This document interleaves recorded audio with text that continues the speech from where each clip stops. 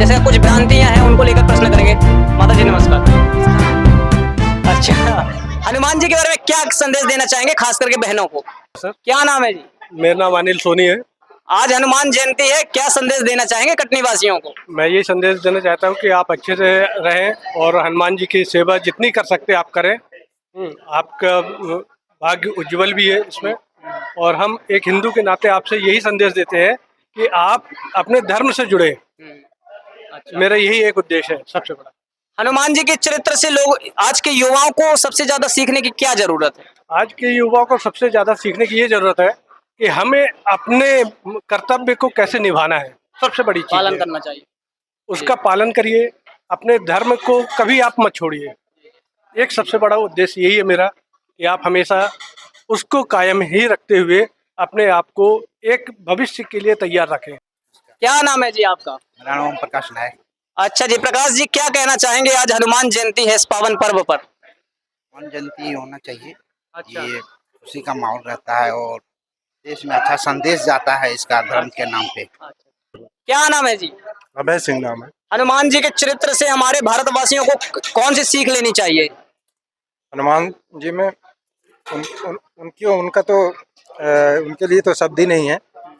उनकी चौपाइयाँ ही उनके एक एक गुणों का बखान करती हैं। यदि आप उनका अर्थ भी नहीं समझते हैं, यदि चौपाई सिर्फ पढ़ते हैं तो उसका अर्थ अपने आप निकलता जा रहा है। क्या बात। और हनुमान जी एक जो सेवा भाव है, सबसे बड़ा उनमें ये है कि यदि किसी के प्रति समर्पित होते हो तो आप कितनी हद पार कर जाते हो। ये हनुमान जी में ने सिखाया है। मतलब हनुमान जी के जीवन से हमें समर्पण सीखना चाहिए। सर नमस्कार। सर, क्या युवाओं को भी हनुमान जी की तरह जनेऊ धारण करना चाहिए? बिल्कुल करना चाहिए। अच्छा। हाँ। तो क्या कहना चाहेंगे हिंदू युवाओं को जो कहते हैं अरे ये तो ओल्ड फैशन है, चोटी से का? नहीं नहीं, ये तो हमारी संस्कृति विरासत है ना। जनेऊ धारण करना, अपना चोटी रखना, और अभी तो ये धीरे धीरे सब खत्म होते जा रहा है। करना चाहिए सब। मतलब पवन सुत हनुमान वीर हनुमान जी का जयंती है, उसी अवसर में ये सब खुशी मतलब सब मिल बांट के भगवान का कहाँ से हैं वैसे आप? बना रहे हैं उड़ीसा से, इसलिए उड़ीसा थोड़ा दिक्कत हो रहा है। कोई बात नहीं। ठीक है, बाकी प्रभु का दया से सब कुछ शुरू से चल रहा है।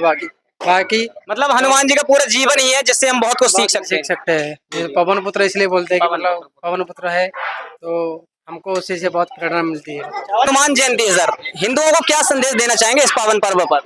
हनुमान जन्मोत्सव की सभी देशवासियों को हार्दिक हार्दिक शुभकामनाएं।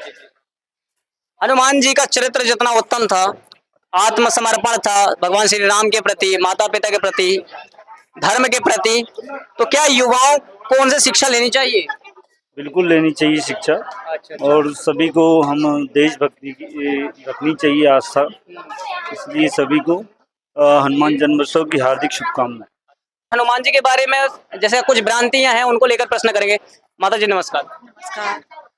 अच्छा, हनुमान जी के बारे में क्या संदेश देना चाहेंगे, खास करके बहनों को?